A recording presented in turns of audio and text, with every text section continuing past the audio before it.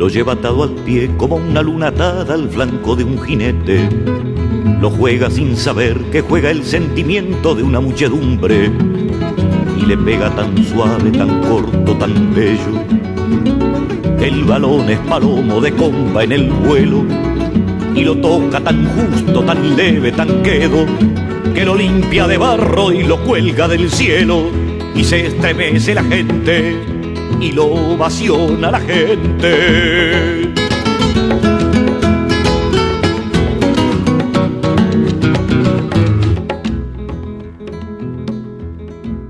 Lo lleva unido al pie como un equilibrista unido. Estimados amigos, estamos aquí en el programa número 20 de Política y Fútbol con Ricardo Venegas, Luis Toro, nuestro amigo Moisés Sáez, y nos acompaña en esta ocasión, ha tenido la gentileza de aceptar nuestra invitación, Nancy Guzmán, que es una periodista, prolífica escritora sobre temas trascendentes de nuestro país. Ella acaba de lanzar este libro, El saqueo al mar, que es parte de una trilogía temática que incluye las aguas, la minería y el mar. Pero además está haciendo otra cosa igualmente significativa en el ámbito de la literatura, y es que está por lanzar su una reedición de un libro sobre ese torturador infame e inolvidable y miserable que fue Osvaldo Romo. Por el que tú quieras partimos, Nancy. ¿Partimos por la reedición de Romo o por el saqueo? Me da lo mismo, en realidad. Bueno, el libro de Romo es una reedición que está hecha por una editorial Montacerdos, que es una gente muy joven, que está haciendo una especie de trabajo donde va a incluir todos mis libros, los va a reeditar, actualizándolo, para que estén a la venta y a la disposición y a la lectura, porque son libros que yo creo, al margen de que yo los haya escrito, son trascendentes para nuestra memoria. Y por eso es que me interesa también que se reediten, porque no Nancy, tú le hiciste una entrevista a Osvaldo Romo que marcó historia, que tuvo efectos judiciales, que fue muy impactante, porque era ver a un psicópata ahí descarnado. Sí. ¿Qué trae de nuevo esta reedición? Bueno, aparte de las 2 sesiones de entrevista, que una estuvo compuesta por 6 meses, y luego culmina en una entrevista que va a ser vista en todo el mundo, y que va a marcar, digamos, ese horror hacia la tortura, que luego Jacques Straub dice que a Pinochet se le condena mundialmente por la tortura y que espera que esa experiencia no se vuelva a cumplir nunca más en el mundo, su sentencia final, cuando desgraciadamente lo pone en libertad. Pero es en el momento en que gran parte de la sociedad toma conciencia de la tortura. Este libro lo que trae de nuevo es que retoma el efecto que causa el libro en la sociedad y sobre todo en la justicia, que sirve como una llave para abrir procesos, para generar condenas y para entender y que los jueces entendieran el trasfondo del dolor y del daño causado durante la dictadura. Porque muchos jueces se enfrentaban con estos torturadores, pero como ya eran personas asimiladas a cierta normalidad, lo encontraban incluso hasta buena gente. Yo me acuerdo de una actuaria que yo le dije, oiga, ojo con Juan Morales, que fue un criminal que estuvo primero en Linares o Talca por ahí, y después estuvo en la DINA a cargo del cuartel Simón Bolívar. Y ella me dijo, pero señora Nancy, si don Juan Morales es un caballero que me corre la silla cuando yo me voy a sentar. O sea, el cómo se normaliza a ciertos personajes porque parecen ser decentes, porque visten decente, y cómo procede la justicia frente a esos personajes.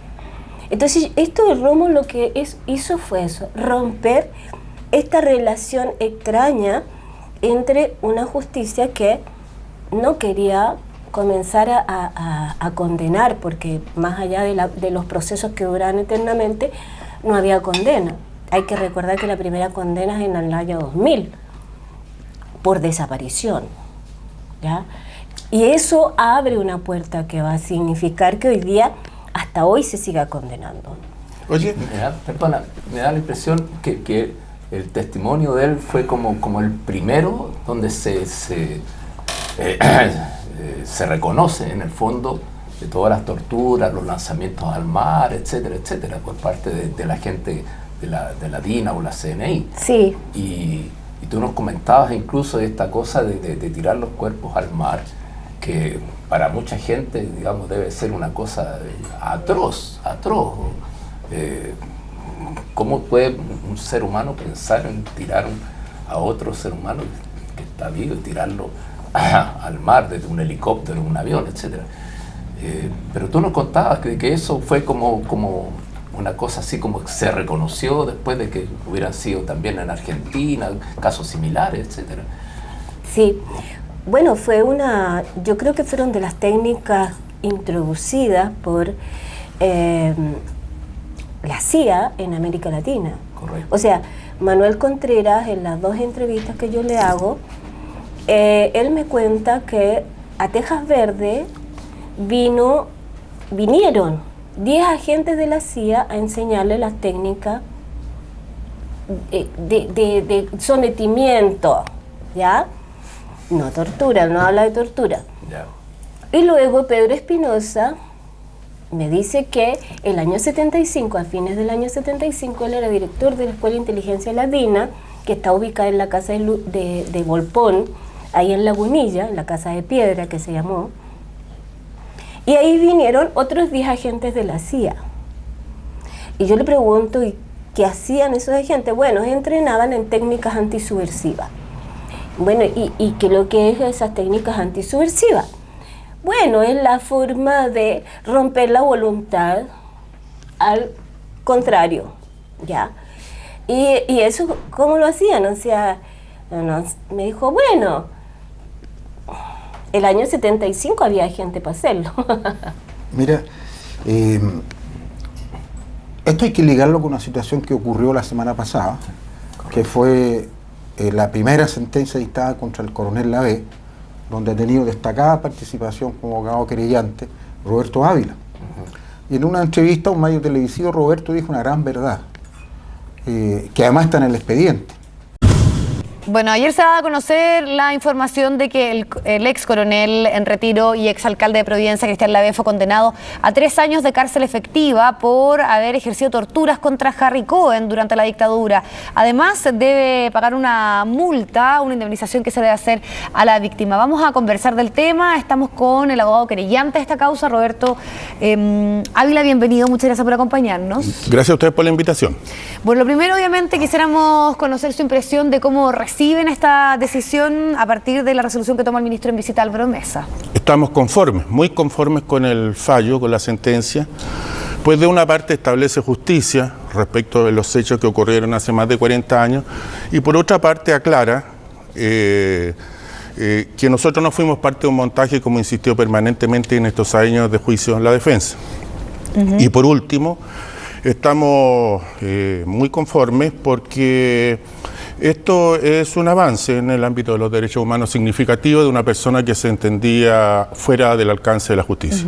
Abogado, también en esa resolución se dice que se considera la pena impuesta y atendiendo lo razonado por la ley 18.216, que no se le puede conceder ningún beneficio alternativo, más allá de lo que ya haya cumplido, a la pena y a la determinación que se toma. ¿Qué significa eso puntualmente? Significa que en cierta y determinada circunstancia la aplicación de la pena puede hacerse más benigna.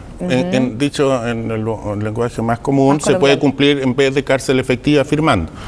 En este caso eso no procede, toda vez que el condenado no ha dado muestra nunca de arrepentimiento, no ha colaborado con la justicia y además se ha jactado de los hechos en los que él ha participado.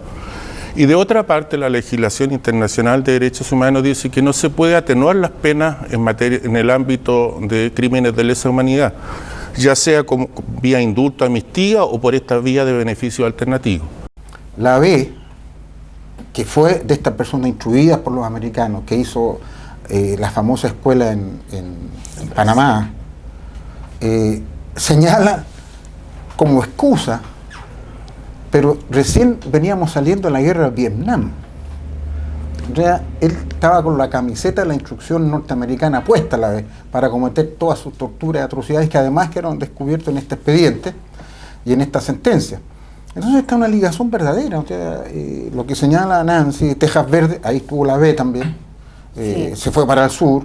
Entonces es una manera categórica de un modus operandi terrible y doloroso que sí existió y que estos libros, como los que ha escrito Nancy, nos describen y nos traen a la memoria. Eso es muy positivo para todos. Yo agregaría, perdona, que hablar sobre estos casos a 40 y tantos años, para mucha gente puede decir, pero ya, ¿para qué están hablando? La justicia tarda pero llega, dicen, pero yo me imagino toda esa gente que vivió, digamos, y que durante 40 y tantos años buscando a sus familiares desaparecidos, etcétera, que han muerto, muchos de ellos, los papás, tíos, abuelos, etcétera, que murieron sin saber dónde estaban sus familiares, debe ser un dolor muy grande, muy grande. Entonces, no es cosa de decir, no, ¿para qué vamos a hablar de estas cosas? Yo incluso hoy día me enteré también del caso de Nelson Bravo Figueroa, Espinosa, perdón, que lo condenaron a 37 años por los asesinados en Paine. Tengo los nombres incluso, hay 5 personas que fueron detenidas desaparecidas y 2 de ellas que fueron ejecutados en el regimiento allá en San Bernardo, y lo condenaron a 37 años.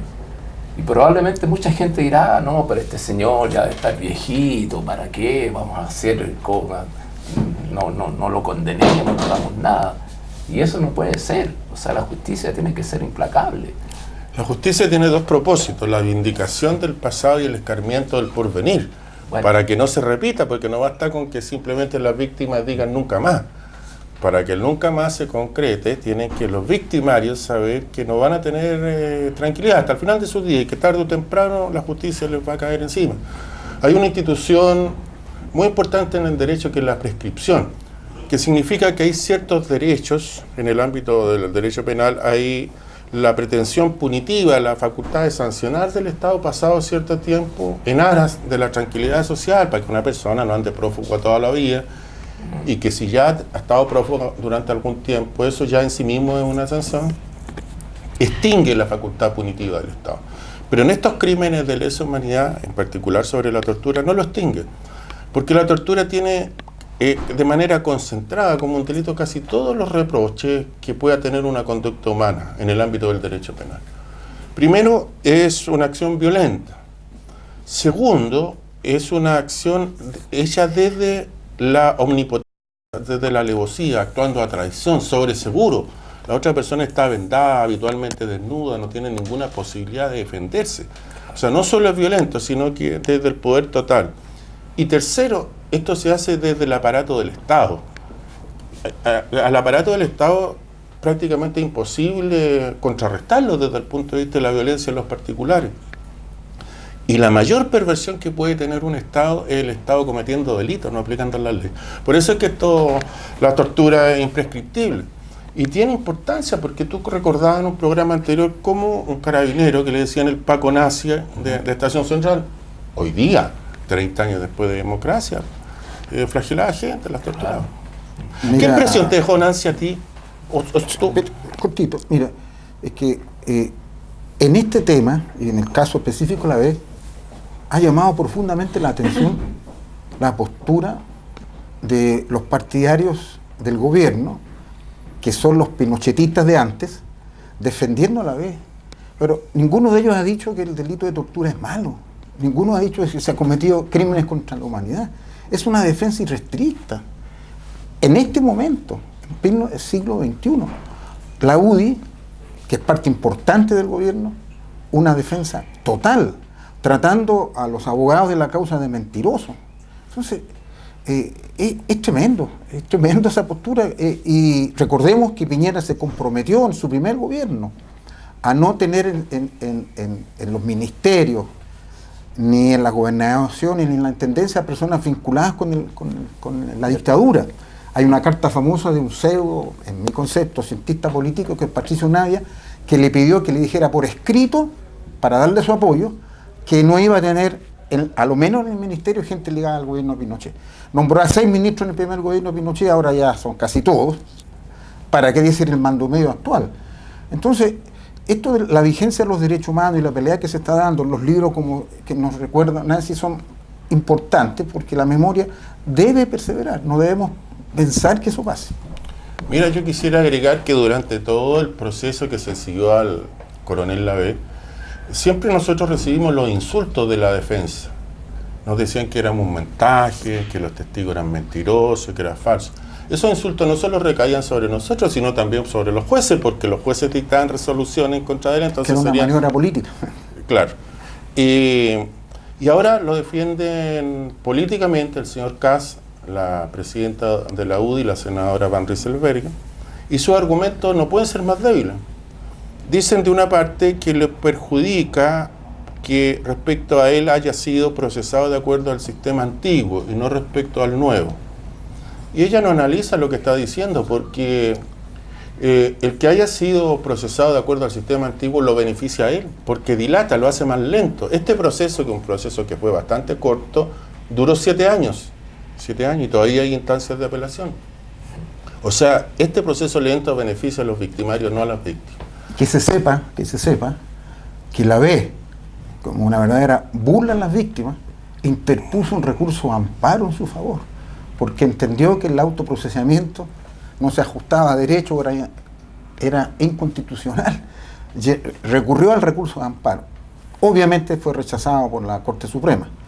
Pero ¿hasta dónde llega la desfachatez? ¿Hasta dónde llega la desfachatez? Ahora dicen que hay un ensañamiento en contra del coronel y de otros militares. Eso no es verdad, es una mentira completa. Es cierto que hay cerca de 200 procesados, condenados entre Punta Peuco y Colina, pero hay miles que están en la impunidad, pues, y la impunidad mayor fue Pinochet. O sea, que después de 30 años de democracia aparezca una sentencia hoy día, algo valioso. Pero evidentemente eso no es precisamente el ensañamiento de un poder del Estado en contra de un sector de la población. Dicen que él fue además que se le enjuicia por los cargos que ocupó, y eso no es verdad. Él no ha sido puesto en cuestionamiento judicial que haya sido él un funcionario de la DINA, debería haberse hecho. Que fuera jefe de la escolta de Pinochet, que haya sido ministro de Pinochet, que haya sido embajador de Pinochet y que haya sido alcalde. Nada de eso está en cuestionamiento. Lo que está en cuestionamiento son las torturas. Dicen que lo están condenando porque una persona habría reconocido su voz después de 40 años. Eso es falso. Hay una enorme cantidad de antecedentes, fotografía, informe del Servicio Médico Legal, informes de la Policía de Investigaciones, declaraciones de personal uniformado en la época, están los diarios de la época, están los informes del Servicio Médico Legal donde quedan acreditadas las torturas. No se trata de una persona, se trata de varias que lo reconocieron directamente. Él partió mintiendo, diciendo que no había estado en Panguipulli en el lugar de los hechos, y solo cuando las pruebas se hicieron abrumadoras en su contra, se vio obligado a confesar pues ya la Policía de Investigaciones lo había develado en su mentira. ¿Qué están haciendo? Lo que están haciendo es defender el genocidio. Quieren defender el genocidio. Pero como no hay espacio político para decir, mire, nosotros respaldamos la matanza del 73, entonces inventan estas cosas, estas defensas oblicuas. Si fueran sinceros, deberían decir, nosotros estamos con el genocidio de Pinochet. Pero no pueden decirlo. Además, algo que enorgullece, digamos, a la gente de derechos humanos en general. La B ha tenido todas las defensas, ha tenido todos los derechos que él no le otorgó a sus víctimas y que en general no le otorgaron a ninguna víctima de violación de derechos humanos, incluidos sus amparos, todos los beneficios. El sistema ha condenado al señor Lavé porque no hay la menor duda que es culpable y él ha ejercido todos sus derechos para defenderse. Hay una columna de Daniel Matamala que es muy decidora y muy muy entendible sobre la postura que ha tenido la derecha ante el caso Lavé, que ya es... Ahora, eso también nos hace a nosotros, los que venimos de una generación un poquito más, a ver, ¿qué nivel de democracia tenemos? O sea, en esta democracia donde que nosotros conocemos, un torturador fue alcalde. Y que existían acusaciones. Más de uno. Claro, bueno, Otro fue diputado. Han tenido, claro. Entonces, no solamente fue torturador, sino que fue asesino. Rosauro Martín. Rosauro Martín. Correcto, entonces, a nosotros, por eso es importante que esto siga. Hay otros que lo han defendido y que quieren ser candidatos presidenciales. Y otros que se han beneficiado de la tortura, como Ponce Lerú, que es multimillonario, Ajá. y que ha financiado campañas de los partidos políticos que gobiernan. Entonces, el problema de nuestra transición a la democracia fue el excesivo acuerdo que hubo entre quienes entraban a gobernar o entraban a instalar esta nueva democracia y quienes habían sido parte del genocidio. Ahí hubo lazos que fueron tremendamente fuertes entre estos sectores y quienes habían sido afectados. Además, porque dentro de las negociaciones hubo grupos que tampoco fueron afectados, que entraron en la transición a gobernar. O sea, el grupo de los salvadoreños, por ejemplo, en la democracia cristiana, quienes son los que roban las urnas internas cuando se elige el candidato a presidente y se elige a Aylwin y no a Gabriel Valdés. Sí, o sea, la democracia empieza con una cara muy espuria. Y eso es lo que finalmente ha traído esta transición pactada, negociada. Yo me acuerdo en un desayuno con Huepe, no me acuerdo por qué fue, pero parece que el gobierno o la Corte Suprema había prohibido la exhibición de una película de Scorsese sobre Cristo. Por imposición de la derecha y el Opus Dei. Y que el gobierno finalmente había sentido, o sea, no había hecho nada por realmente abrir esas alamedas, o sea, abrir el espacio donde la gente pudiese ir a ver si quería una película o no. Entonces, él dijo, bueno, eso tienen que considerarlo como parte de los negocios de una transición. Y los negocios fueron muy turbios. Entonces, si lo decía Huepe, que algo tenía que saber, porque en ese entonces era ministro secretario general de gobierno, pues es que es así. O sea, no sabemos cuánto se transó, qué negocio se hizo y por qué entonces hoy día tenemos esta democracia que tenemos.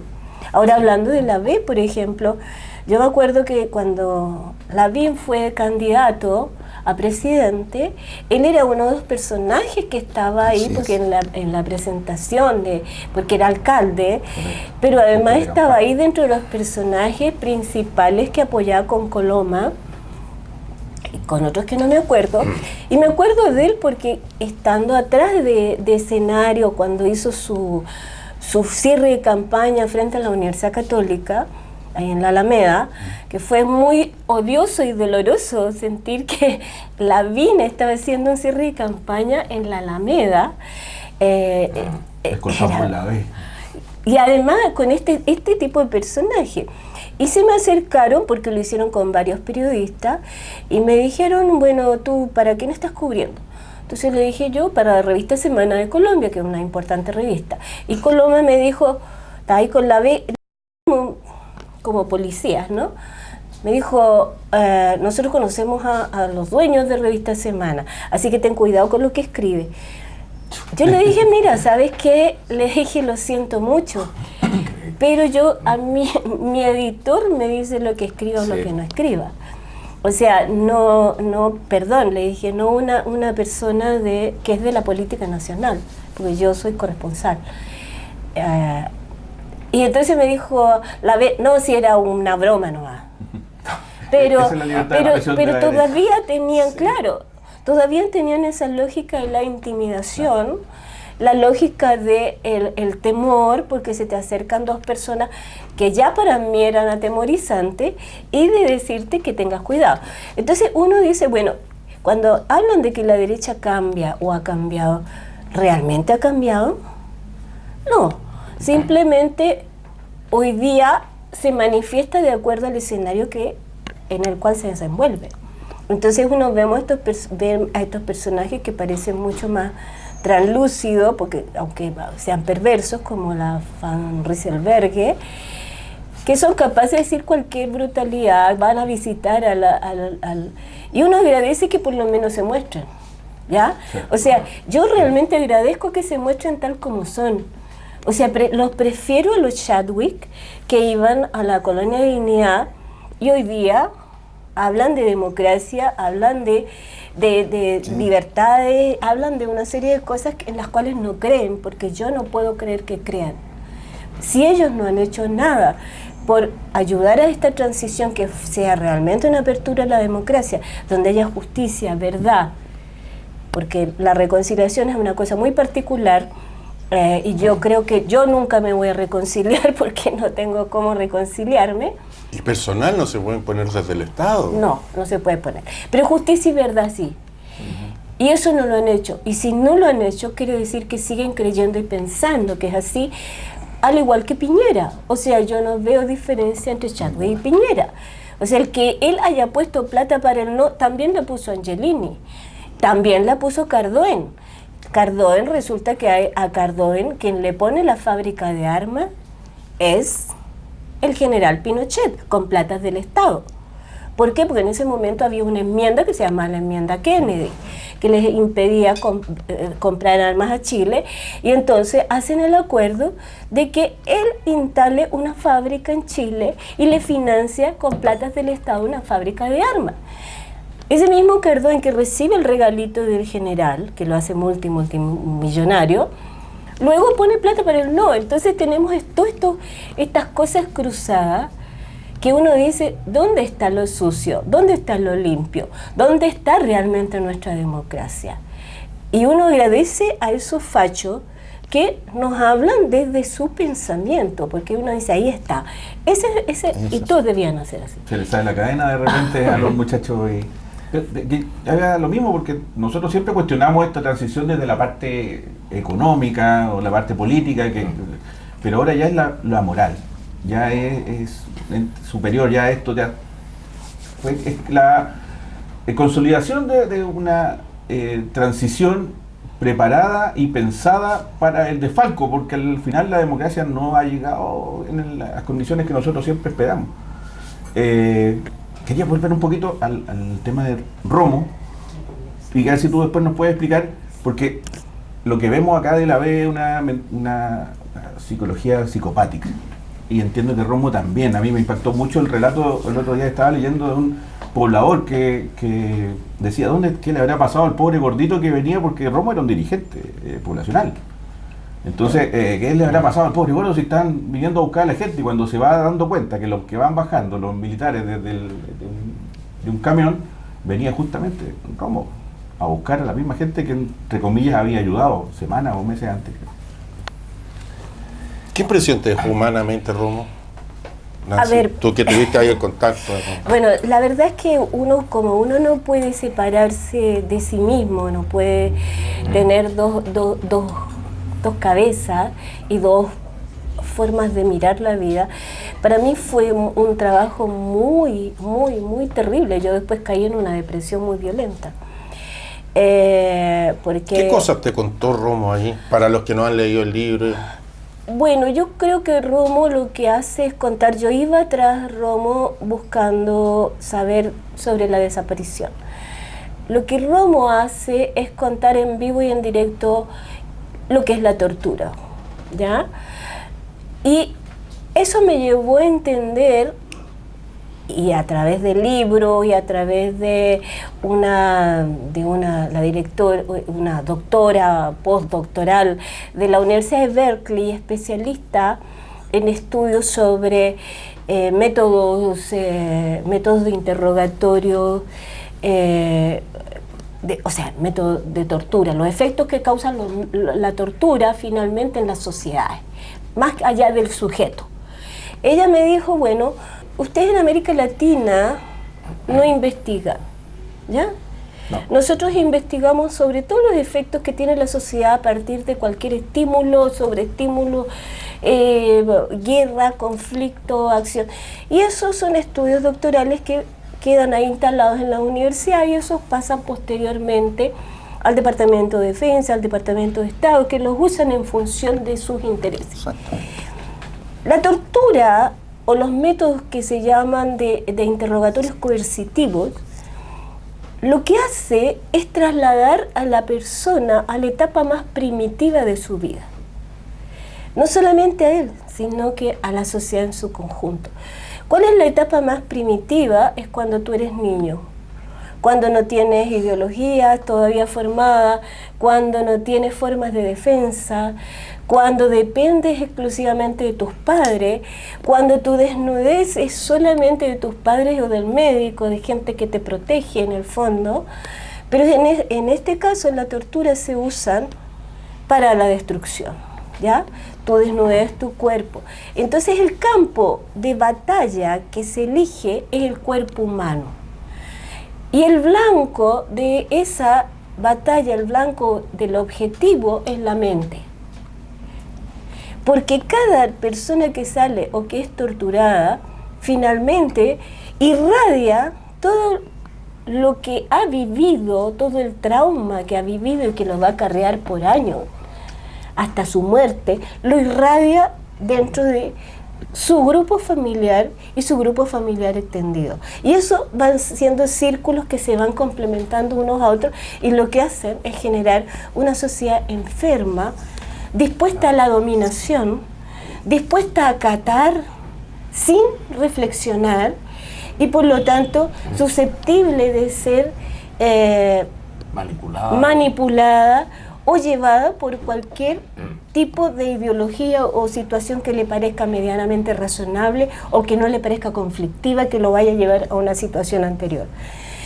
Y eso es lo grave, porque eso marcó nuestra sociedad como una sociedad anómica, como una sociedad enormemente sometida al consumo, que es lo que le mete el sistema, una sociedad enormemente sometida a un concepto muy fascista, que es el orden, pero no es el orden democrático, sino que es el orden dictatorial. O sea, todo tiene que ser determinado por las autoridades o el Estado. El ciudadano no determina nada. El ciudadano solamente es convocado en un determinado momento a consumir o a votar, que es parecido. Mira, el orden lo definía muy bien Aristóteles y decía que el orden es la correcta disposición de las cosas de acuerdo a sus fines.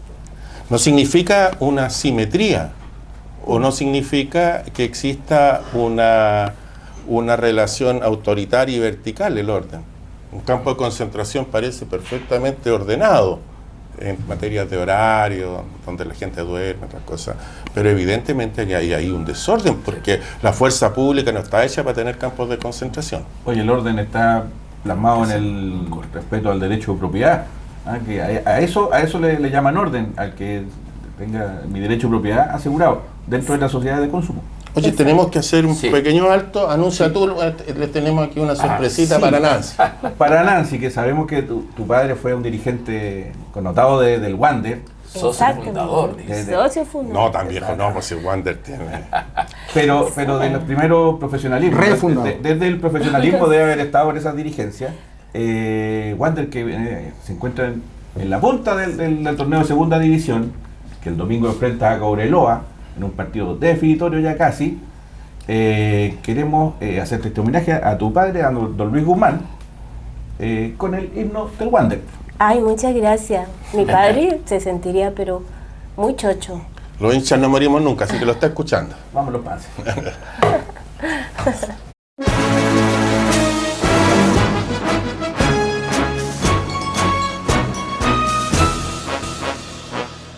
El Santiander supo conquistar para sus colores el puesto de honor y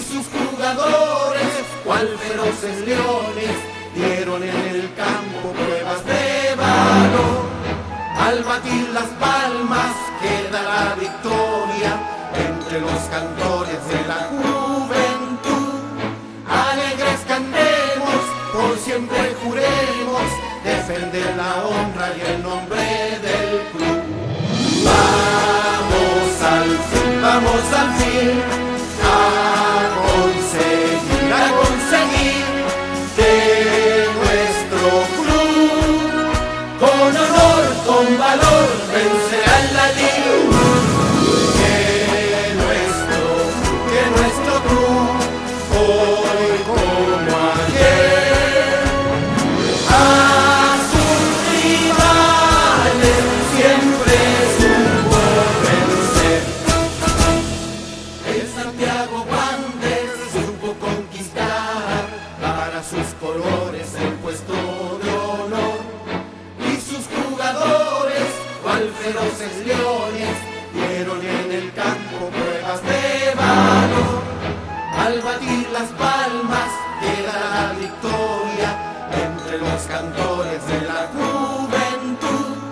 Alegres cantemos, por siempre juremos defender la honra y el nombre del club.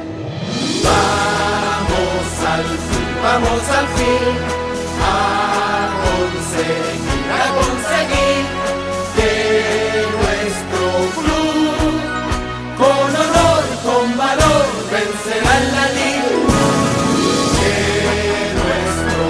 Que nuestro club hoy como ayer a sus rivales por vencer. El hermoso himno de Wanderito. Cosa hermosa, comparada con que nos hacen agradable la vida, no solo la basofia de la tortura existe en este mundo, afortunadamente. Ni solo existen los rufianes como Romo y estos otros caballeros. Y hay noticias o cosas muy hermosas.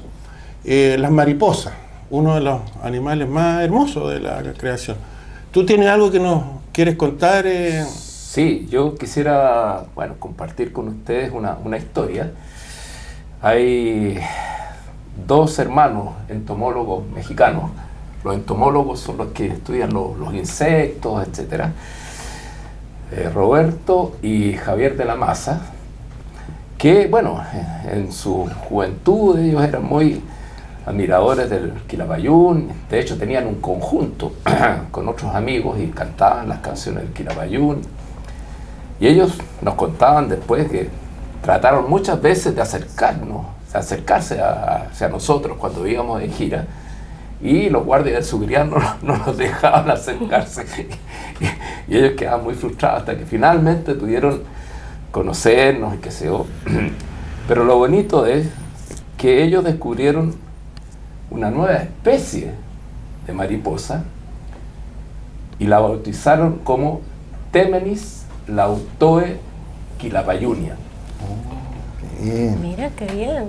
Y Bonito. Bonito. es, lo puedo decir con bastante orgullo, tal vez el único, conjunto o artista, que tiene una mariposa o una especie que lleva su nombre. Ya les podré mostrar un poco Desgraciadamente no es una mariposa negra, como pudiera pensarse. Poncho negro. Pero es una mariposa, y por lo cual nosotros nos sentimos súper orgullosos y honrados que nos hayan hecho este homenaje. Por eso, ustedes, en cada disco que apareció, este es un CD que hicimos nosotros de homenaje a Víctor Jara, arriba del logo del Quilapayún siempre aparece una mariposa.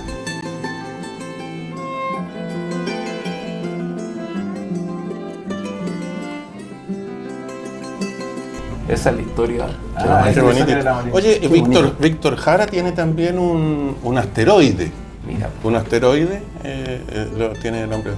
Y el innombrable es innombrable, no tiene nada en ninguna parte del mundo ni nada. Pero se quedó con toda la plata. No, pero tiene una similitud con eso. Oye, son malbichos. Malbichos, son conocidos en el mundo como malos bichos. Y el innombrable es un insulto, porque en la intensa vida política del Perú, particularmente por estos días, en un debate parlamentario muy vehemente en las palabras. Un parlamentario le dijo a una parlamentaria: usted lo que tiene son visiones pinochetistas. Y la parlamentaria le dijo: señor, no me esté insultando, no me insulte, esto es un debate. Le dijo: no seas grosero, no me diga pinochetista, es un insulto el nombre. Bueno, en Italia pasó algo similar en los 70. Un señor que estaba, y no sé, cometió una falta al tránsito, lo paró un policía y le dijo, le iba a pasar el parte, él trató de explicarle y él no quiso, y le dijo: usted es Pinochet. Bueno, y el policía se quejó y le puso una demanda por... Sí, claro, sí. Claro, era una falta absoluta de respeto. Podía ser policía, pero Pinochet ya era mucho. Salió. Oye, la difícil transición que hemos tenido. Como ustedes saben, Luis Toro le dieron la Fundación André Elgun y el Partido Demócrata Cristiano una merecida distinción a él y a varios abogados que hicieron muchas cosas por los derechos humanos: Roberto Garretón, Mario González, Máximo Luis Pacheco, digamos, premios póstumos también. Sí, Máximo Pacheco, Jaime Castillo Velasco. Que Jaime Castillo Velasco tiene una anécdota muy simpática. Él usaba unos lentes muy gruesos y era un poco gordito, y era un gran experto en filosofía hegeliana, de lo que más sabía en América Latina. Y dentro de sus curiosidades, tenía que cuando joven había sido un entusiasta y hábil boxeador en la Escuela de Derecho de la Universidad de Chile. Abajo en el subterráneo había un ring, nosotros lo vimos, y las generaciones anteriores a las nuestras practicaban, y ahí practicaba, y con mucha eficiencia, Jaime Castillo. Y cuando a fines de los 70 lo fueron a buscar a su oficina los de la CNI para expulsarlo del país, se resistió. Se resistió y de un par de puñetazos tumbó dos al suelo. Sí. Y el ministro del Interior de la dictadura dijo que había sido muy agresivo y que había golpeado a dos y lo había tumbado al suelo. Nosotros no le creímos nada a la dictadura, dijimos: además, como un señor gordito con unas lentes así hace para tumbarse a dos matones. Y era. En eso no había mentido la dictadura. Y qué bueno que le hayan dado este premio póstumo a don Jaime, gran luchador. Quiero agradecer, entre paréntesis, a ustedes que concurrieron a la premiación, a la Fundación Andrés Erwin, a la directiva que se acordaron de nosotros, pero más que uno, es por las personas que merecían esto y que no estaban. Y especialmente a Roberto Garretón, que fue mi jefe, un gran hombre, un hombre íntegro, está pasando un difícil momento, pero mis respetos totales a él. Estar al lado de ellos, mencionarlo de ellos, es emocionante. Invitamos al abogado Luis Toro Toro.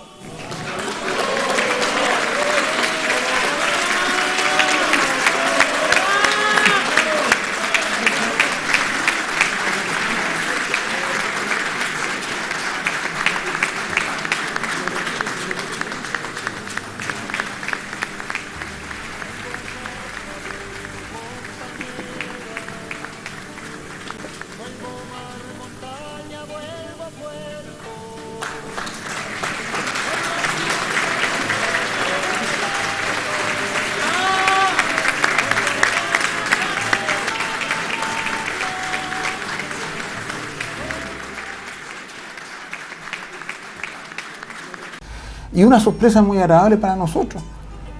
Muchos de los que estaban como público en esta premiación ven este programa. Pues. El alcalde de Quilicura se acercó, hay que agradecer su presencia. De modo que audiencia tenemos, por lo menos en ese ámbito de personas. Los diputados del distrito también me parecieron. También aparecieron los diputados. Mencionemos que esta ceremonia fue en el Museo de la Memoria, Sí. lo que es súper importante también.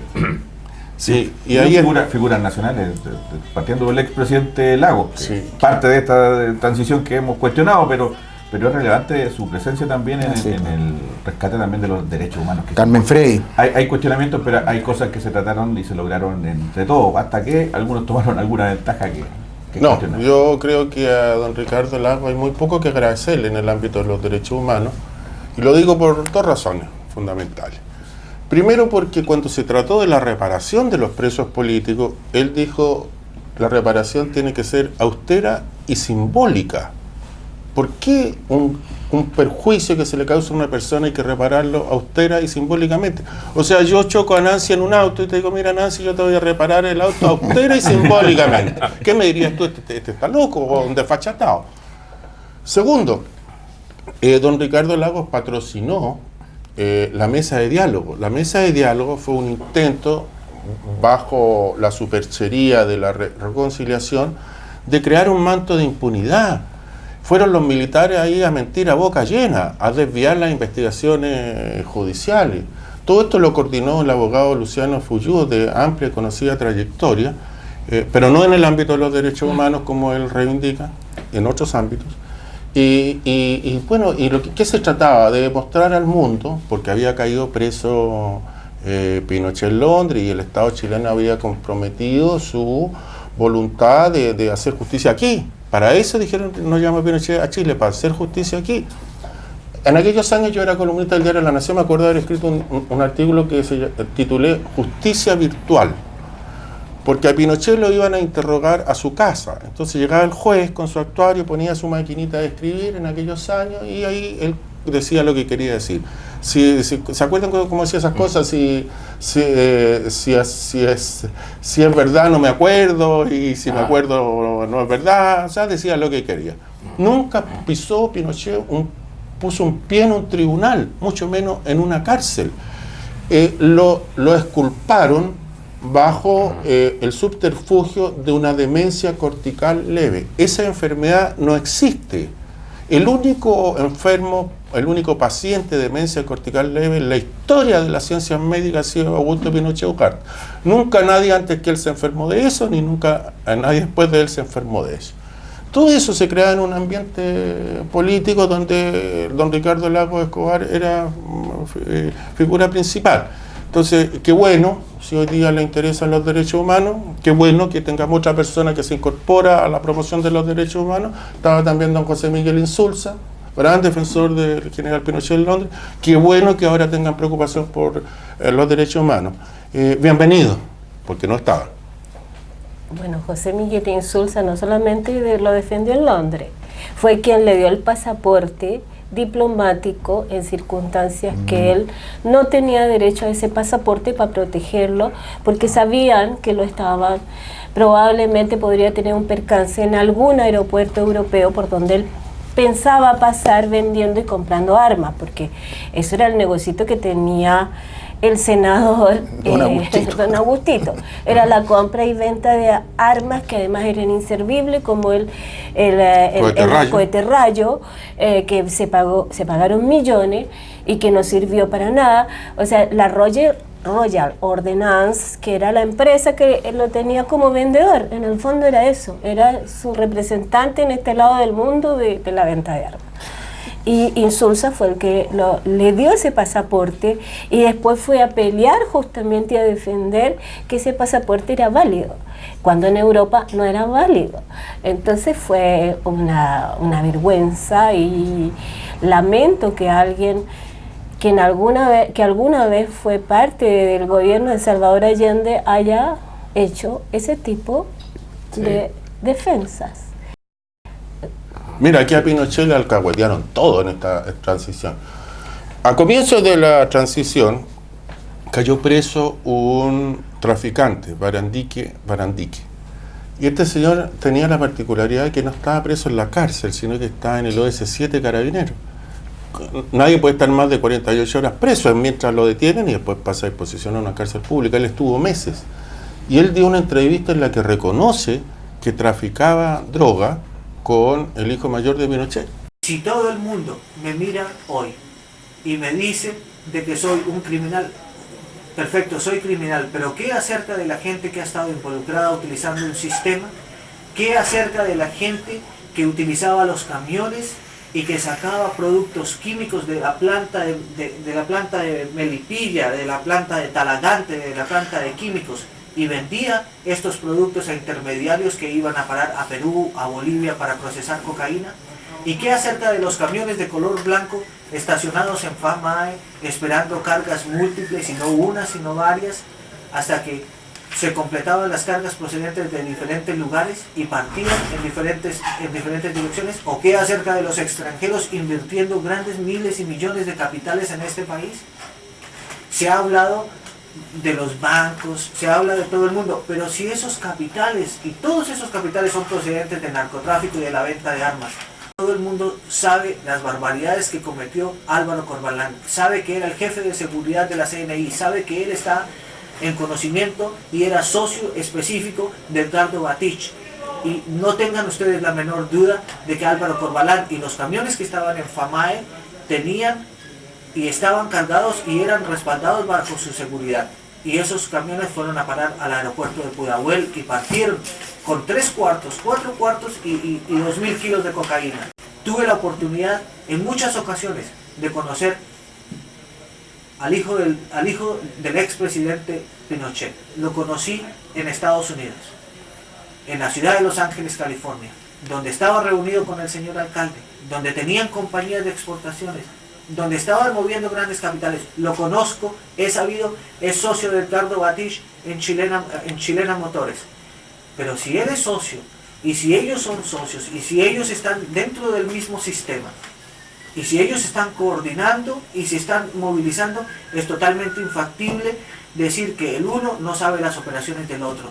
Si Edgardo Batich está involucrado en el negocio del narcotráfico, como me consta, y con los grandes socios que tiene, es totalmente imposible decir que la otra persona no tenía conocimiento, si los capitales son mutuos. Así es. Este señor había trabajado para la CIA en la contrainsurgencia en El Salvador y en ese momento estaba dedicado al narcotráfico. Y Televisión Nacional, bajo la dependencia de los gobiernos de la transición, se negó a dar esa entrevista. Hoy día está en YouTube, pero en ese momento no se quiso importunar al general Pinochet. Esas cosas pasaron. Hay dos cositas que a propósito de que están aquí, que nos quedaron marcados también de tu participación la vez pasada, cuando tú nos contaste de la reunión que hubo entre Ballerino y Enrique Correa. En el 83, sí, donde se supone que ahí comienza el acuerdo, sí, este acuerdo entre los militares y supuestamente la fuerza de los partidos. A mí me quedó muy marcado eso, porque digo, bueno, ya uno pensaría que no habían tales reuniones, pero sí las había. Y bueno, de hecho, tú estabas presente cuando Ballerino le preguntó a la señora, bueno, ¿y cuándo fue la reunión con Correa, etcétera, etcétera? Y bueno, lo otro es que estamos celebrando en este momento, octubre, un nuevo aniversario de la victoria del no. Sí. Y que se supone que la alegría ya viene. Entonces, bueno, por todo lo que hemos conversado, yo creo que para mucha gente esto es casi una burla. Ahora, podremos hacer, no sé, ahora o en alguna otra ocasión, algún análisis si es que se cambió algo o no, o qué hemos cambiado, etcétera.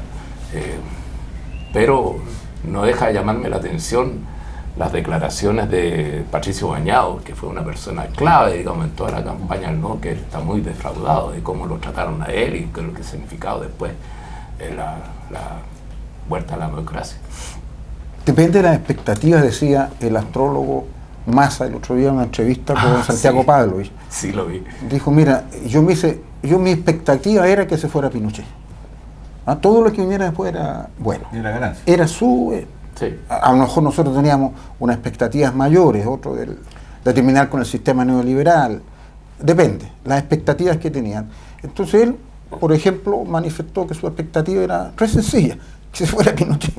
Lo único que quería que se fuera Pinochet, que terminara Pinochet. Pero bueno, no escamotearon la democracia. Sí. Oye, hoy día salió un... Sí, el libro, pero deja que quiero contar algo bueno. Ya. Mira, un enclave autoritario ha sido el Tribunal Constitucional. Este Tribunal Constitucional que inventaron los españoles, que se transforma en un parlamento manipulado, porque ahí lo controla la derecha por la vía de los nombramientos, uno para ti, uno para mí, con la concertación, con la nueva mayoría o con lo que fueron de allí. Pero hoy salió un fallo de la Corte Suprema donde dice que tratándose de derechos fundamentales, muy bueno, de derechos fundamentales, la competencia para resolver sobre esos fallos reside en última instancia en la propia Corte Suprema. O sea que si el Tribunal Constitucional violenta por la vía de sus fallos derechos fundamentales, como lo ha estado haciendo, se dictan leyes, el Tribunal Constitucional dice que no, los violadores de derechos humanos van y se interponen recursos. La Corte Suprema tiene facultades para eso. Creo que es una buena noticia. Vía recurso de protección. se puede recurrir de protección contra un fallo del Tribunal Constitucional que violenta los derechos fundamentales. Un notición, ¿eh? Es una Es una notición. Yo creo que es una enseñanza de lo que está pasando en Perú. En Perú también, por el tema del Tribunal Constitucional, es el detonante de esta crisis que hoy tiene al Perú en esta democracia media cuestionable, donde el presidente censuró, pero la gente estaba efectivamente porque se censuró el Parlamento, que entendían que ese era el ente más corrupto. Entonces es compleja situación, pero la detonante fue justamente el Tribunal Constitucional y la formación de justamente porque era un poteo político y le tocaba al Parlamento nombrar a la gente y lo que querían hacer era exculpar a los Fujimori, y justamente ahí ya detonó esto de la Vizcarra decidió intervenir de la forma que lo hizo. Y en la política internacional también hay una noticia en Portugal.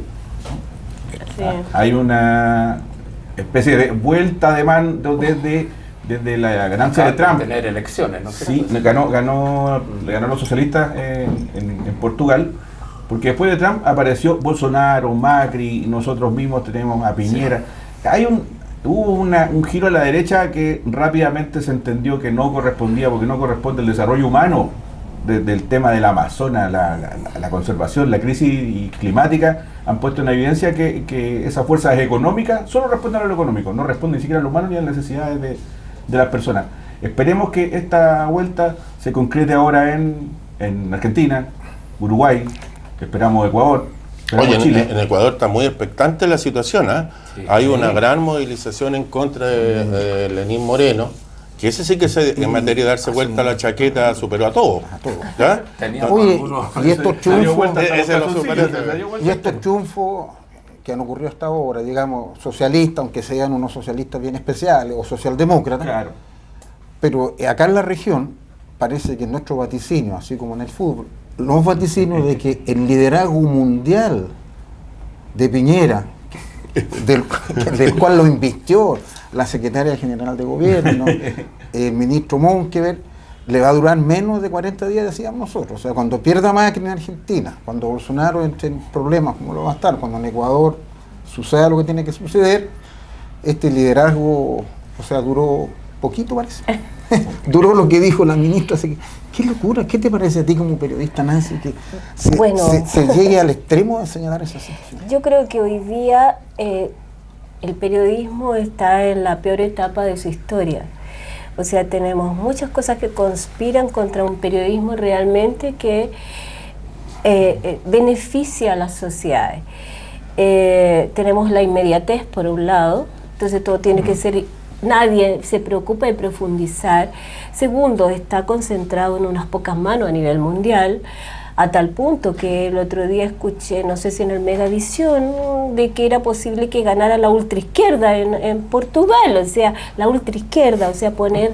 A la socialdemocracia como ultraizquierda. Pues claro, sí, pero fue como violento, pero el periodista no tuvo ningún empacho y los periodistas sabemos que lo que están en pantalla están leyendo, por lo tanto no es el que se lo puso, sino que vino de otro lado.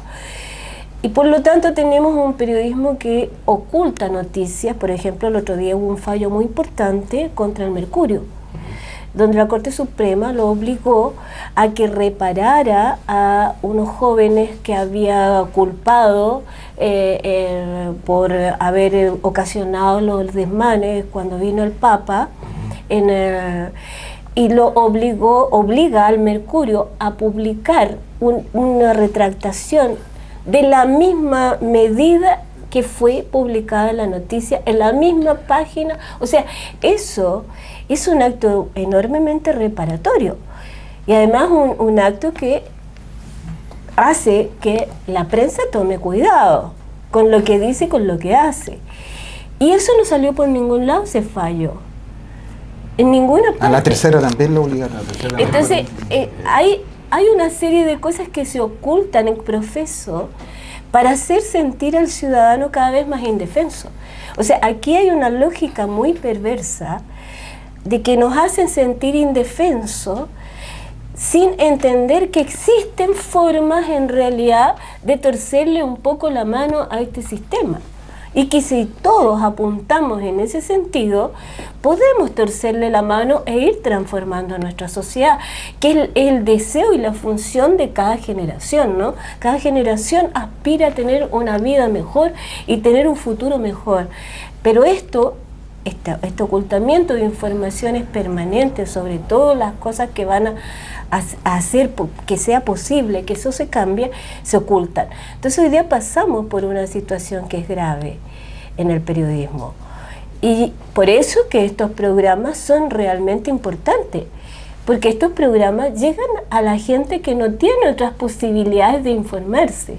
Porque uno como periodista, usted como abogado, tenemos unos círculos que nos permiten de repente conocer ciertos temas, conocer ciertas intimidades del poder, que no tenemos por dónde publicarlas porque no existen los canales.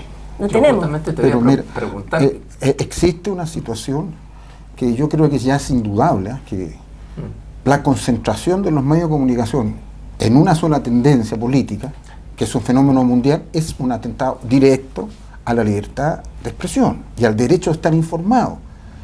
Con escándalo hemos denunciado en este programa y lo volvemos a hacer. Los matinales están al servicio del gobierno. Piñera de nuevo hoy día andaba paseándose por los matinales. También hemos dicho, cuesta imaginarse a otros presidentes de la República que tengan el tiempo de ir 2 o 3 horas a los matinales, pero no sé cómo lo tienen. Pero es un problema de información. Y pueden interrumpir un canal y tienen el espacio que quieran, ellos, sus ministros. El derecho a estar informado está absolutamente limitado. Sí. La concentración de los medios de comunicación es una cosa inaceptable. Las redes son lo único en nuestro aliado. Estos programas son el aliciente que tenemos el deber de denunciar aquí, en estos espacios, lo que está ocurriendo. Perdón, justamente no, es que hacia lo mismo. ¿Cuál sería la mejor forma de informarse en Chile? Si no es a través de la televisión, ni de la prensa escrita, ni de la radio, etcétera. Bueno, aquí hay una tribuna que, bueno, afortunadamente cada vez hemos tenido mayor audiencia y, bueno, podemos emitir una opinión que no es la que se escucha en los medios de comunicación. Nos ven hartos miles. Nos ven hartos miles, y no solo en Chile, sino también afuera. Pero para el chileno medio, para la gente que está ahí viéndonos, ¿cuál sería la mejor forma de informarse? Yo creo que la mejor forma de informarse hoy día es a través de estos medios que hoy día han proliferado afortunadamente en muchos sectores de Santiago y fuera de Santiago. Hay canales alternativos, hay radios alternativas, son pequeñas todavía, nos falta la cultura porque además las otras radios son enormes, gigantes aparatos con mucha plata, además de propiedades transnacionales que tienen concentradas todas las radios transnacionales, el Mercurio y la Bio Bio, que es de un grupo familiar. Perdón, quiero acotarte a respaldar lo que tú estás diciendo. Un día, hace ya 10 años atrás, el que era entonces embajador de Venezuela en Santiago, me dice, mire, si hay una operación en contra de nosotros. Y tenía todos los diarios sobre la mesa más importantes de América Latina, el Comercio, el Perú, el Clarín de Argentina, el Mercurio de Chile. Y todos tenían el mismo titular, todo contra Venezuela. Se instala una dictadura en Venezuela y decían todo lo mismo concepto. O sea, era evidente que había una mano que te le dirigía. Claro. Con lo poquito que nos queda, disculpa Nancy, cuéntanos, y no cuenten mucho para que lean el libro, ¿de qué se trata el saqueo del mar? El saqueo del mar se trata, como ya lo había dicho antes en este mismo programa, del extractivismo en el mar. O sea, cómo nuestro país, a partir de la dictadura militar, se transformó en un país extractivista. Hasta el 11 de septiembre de 1973, Chile era un país que iba en proceso de rápida industrialización.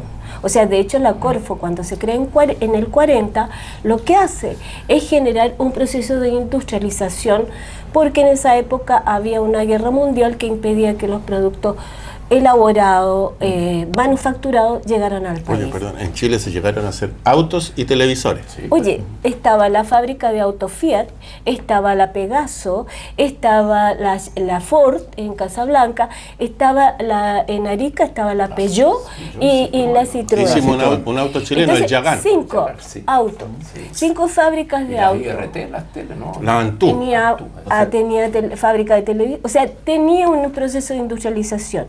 La dictadura lo que hace es dice, ponemos el dólar a precio real, lo baja. ¿Qué es lo que hace cuando baja el dólar? Está diciéndole a los empresarios, tienen la tierra de jauja para importar y por lo tanto quebrar la industria nacional. Esa fue la vía, cómo se destruye en nuestro país un proceso de desarrollo. ¿Por qué? Porque ese desarrollo industrial requería educación. Pedro Aguirre Cerda, que crea la Corfo y crea el proceso de industrialización, su lema, educar es gobernar, dice. Y lo que hace es fortalecer la educación. Chile llega a tener la mejor educación de América Latina. Chile llega a tener universidades donde vienen a estudiar norteamericanos, donde hay estudiar europeos.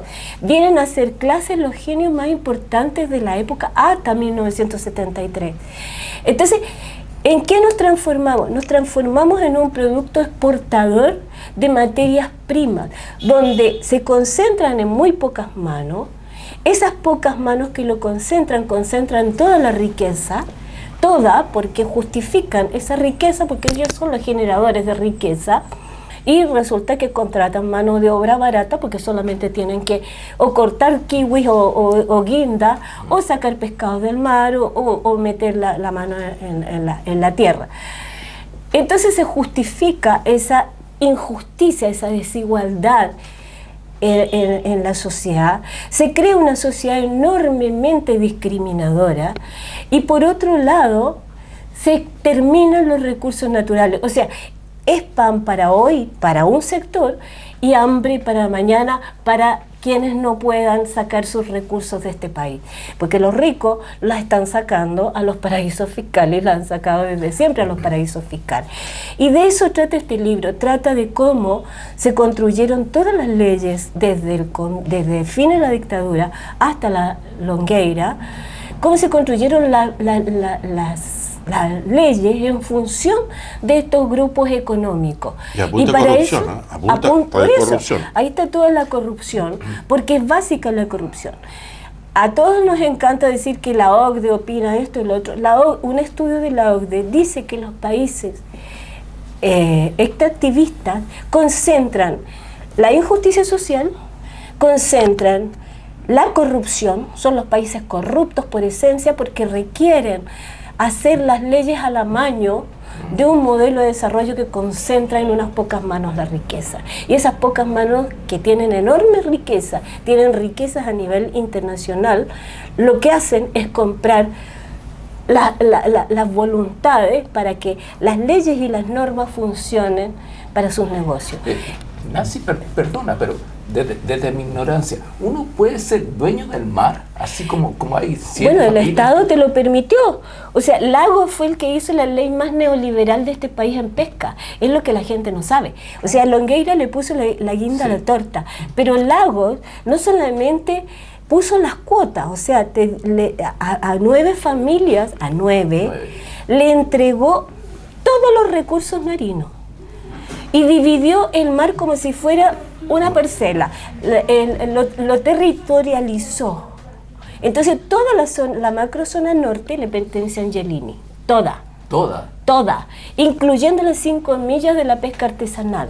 ¿Por qué? Porque resulta que en la ley Angelini compró a los sindicatos y los hizo hacer unas manifestaciones donde los sindicatos decían que si los barcos o los grandes barcos industriales se metían en las 5 millas no los afectaba en nada. Y lo que pasó es que había comprado a todos los pescadores, mariscadores, que por lo tanto no tenían que ver con la pesca del pescado, el anchoveta y de la sardina y de todos esos otros pescados. Entonces le permitió romper, lo que se llama romper por ley.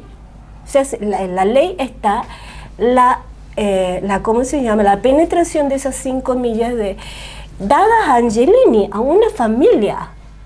Entonces, tenemos que... todo el sistema se corrompió la justicia, se crearon, Angelini creó, por ejemplo, una flota de barcos fantasma, con lo cual saqueó el mar sin pagar impuestos, son barcos que no existen, usó los viejos barcos para duplicar, porque la ley le permite que si tienes un barco en fabricación, tienes cuota de pesca para tu barco en fabricación y tu barco que estás explotando. Él creó una fábrica, una flota de barcos fantasmas, no existen. No existen. Entonces no hizo inversiones y sacó el doble de pesca. Entonces todas esas corrupciones está lleno de corrupciones, o sea, se inventaron. ¿Qué libro? Se inventaron fórmulas. Por ejemplo, imagínate, 4.000 kilómetros. Fíjate que durante el gobierno, todos los secretarios, subsecretarios, todos han sido empleados o antes, durante y después de empresas pesqueras o salmoneras. Está toda la corrupción en términos de la introducción del salmón, cómo se introduce, los efectos que produce en el mar y los efectos que produce en lo humano. Porque resulta que hoy en Chile, con la ambición y con la permisividad, la falta de fiscalización y de normas claras, esas mallas que deben contener una cantidad de pescado límite, se les permite que tengan el doble. Y al tener el doble, los pescados tienen estrés, como los seres humanos, y ese estrés le baja la defensa y le produce todo tipo de enfermedades que los mata. Entonces, para que eso no suceda, introducen toda esa cantidad excesiva de pescado y les dan dosis de antibióticos que supera a todas las dosis de antibióticos en el mundo. Cuando los peces defecan parte de los antibióticos que quedan en el mar y por lo tanto los pescados nativos consumen ese antibiótico y ese antibiótico va a nuestros cuerpos. Entonces hasta ahora no hay investigación seria científicamente porque el Estado no invierte. O sea, cuando uno dice comamos unos pescaditos algo sano, dice. Cuando dice que el salmón es sano, lo que te estás comiendo es una sobredosis de antibióticos y fungicidas. Y eso es por falta. ¿Por qué? Porque se les permite a los grandes empresarios, se les permite que con bajo capital, muy bajo capital, con muy baja inversión, además en el desarrollo humano y en el mismo desarrollo de la industria, hagan lo que se les en aguas que son de todos nosotros. Entonces, hay miles, la forma realmente es un saqueo. Cuando el libro dice saqueo, es el saqueo. Hay 20 especies en extinción. El mes que viene se va a definir si se deroga la ley de pesca.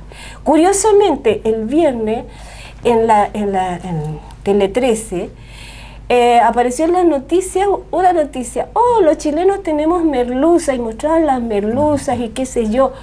La merluza ha estado en veda permanentemente. Las tallas de las merluzas que se sacan son cada vez más bajas. Entonces, claro, están preparando el escenario para mostrar que la ley no ha tenido un efecto negativo y las leyes creadas. Porque aquí, durante el gobierno de Aylwin, fue el mayor saqueo. De una sola vez se sacaron 8 millones de toneladas al final del gobierno de Aylwin. 8 millones de toneladas de peces de nuestro mar. Entonces, todo el saqueo uno a uno es espeluznante, de verdad que es espeluznante, porque esa es la alimentación, es nuestro futuro. O sea, en este momento a los niños se les da comida chatarra en algunos colegios, McDonald's, y sin embargo, el pescado que tiene las mejores proteínas animales de la tierra, no lo podemos comer porque vale carísimo. Carísimo. O sea, hasta el 11 de septiembre en este país se comían 14, creo, kilos kilos al año de pescado, la población promedio. Hoy día se comen 7. Japón come 70. Perú come 14. Y somos los poseedores de la mayor riqueza marina del mundo. Sí. Tenemos la corriente de Humboldt, tenemos más mar que zona continental, y sin embargo no podemos comer pescado. O sea, antes uno iba a una caleta y compraba un pescado. Hoy día no puede ir a una caleta. ¿Cuáles son, aparte de la Angelini, las otras familias que están? La familia del Río, que es fundadora de la democracia cristiana, Ya. que puso plata para el no. Porque hay que decirlo, finalmente. La Stengels y Fuente, los Izquierdo que participaron en el asesinato de Schneider, el Izquierdo Menéndez y Izquierdo Lecara. Los Izquierdo Menéndez vienen de la mezcla criminal de los izquierdos que participan en el asesinato de Schneider, y los Menéndez que causan... Campo Menéndez. No, Menéndez el que llega a Punta Arenas el genocidio más grande de los Selkman. Eso fue terrible, porque cuando mandaban a matar a los pueblos nativos, entonces le pedían que... primero trae una oreja. Entonces los cazadores de seres humanos le cortaban la oreja, traían la oreja, pero no lo mataban. Entonces después le pidieron 2 orejas y después le dijeron que no, que trajeran las cabezas. Perdón, cuando Nancy dice el mar es de todos los chilenos, eso que ella plantea tiene una profunda raigambre histórica, porque nuestra frontera norte no nos cayó del cielo. Para instalar nuestra frontera norte se dio una guerra del Pacífico. 10.000 chilenos murieron y 5.000 quedaron lisiados. En esa época no existían los antibióticos, así que cualquier herida, para evitar la gangrena, hacía necesario que te amputaran. 5.000 chilenos quedaron lisiados. Así se instaló nuestra frontera norte, y estos, que son los defensores de la patria, porque estos pasan con la patria en la boca, se transforman a nuestro país en un negocio particular y privado. Sí. Y cuando cantemos la canción nacional, y ese mar que tranquilo te baña, claro, en el fondo, que estamos diciendo, y ese mar que pertenece a... Mira, un día yo estaba discutiendo con un boliviano. Sí, estaba discutiendo con un boliviano, y el boliviano me dice, ¿pero qué te defiendes tanto tú si el mar ni es de ustedes? Dijo, así que y tenía mucho bueno, razón. Sí. Hay que despedirse. Partamos por Ricardo. Ya, yo, quisiera enviarles a toda la gente de Ecuador un gran abrazo, fuerza en sus luchas. Sé que están en las manifestaciones gritando el pueblo unido jamás será vencido, porque para nosotros también es un orgullo, así que fuerza Ecuador. Yo agradezco en realidad la presencia de Nancy hoy día. Ha sido muy ilustrativa, gracias, un aporte, y a los luchadores de derechos humanos a continuar en la pelea. Nancy. Bueno, yo felicito a Lucho Toro en primera instancia por su premio, creo que es merecido, creo que aunque sea tarde, como yo digo, la justicia cuando es tarde no es justicia, pero es merecido y realmente muchas felicitaciones. Y me sumo a tu saludo a los compañeros de Ecuador, tierra generosa de gente muy buena, que acogió a muchos, pero muchos exiliados chilenos y les brindó el país como hermanos.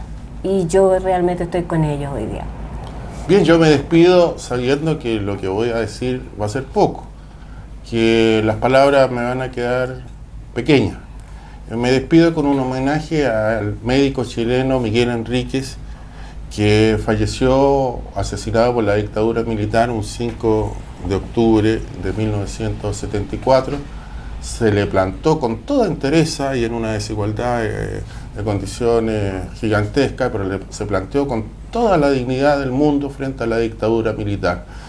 Murió a muy temprana edad, alrededor de los 30 años, era un hombre inteligentísimo, de mucho porvenir en Chile, pero optó por el camino de la dignidad y hizo plasmarse aquello que dijo alguna vez José Martí, que en periodos de ignominia hay unos pocos hombres que llevan sobre sus hombros la dignidad de muchos hombres.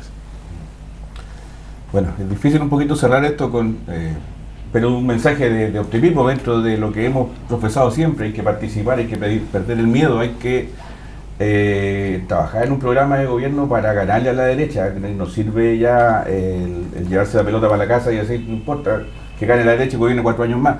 Esto es terrible, lo que están robando, nos están robando el mar, nos están robando el litio, nos están robando la riqueza del país, y solamente repartiéndola dentro del 5 o 6% más rico. Ojalá fuera el 5 o 6%. Ojalá fuera el 5 o 6%. Pero es terrible porque el país que le vamos a dejar a nuestras generaciones futuras, lo que es Y dentro de esos muchachos está mi hijo Franco, que hoy cumple 15 años. Me emociona mucho hablar de Franco, porque sabes lo difícil que hemos pasado como familia. Justamente por hacer justicia y denunciar actos de corrupción. Vamos a seguir, no nos van a detener. Gracias, hijo. Fuerza. Bueno, Felicidades. Felicidades a Franco. A Franco. Y lo ovaciona la gente.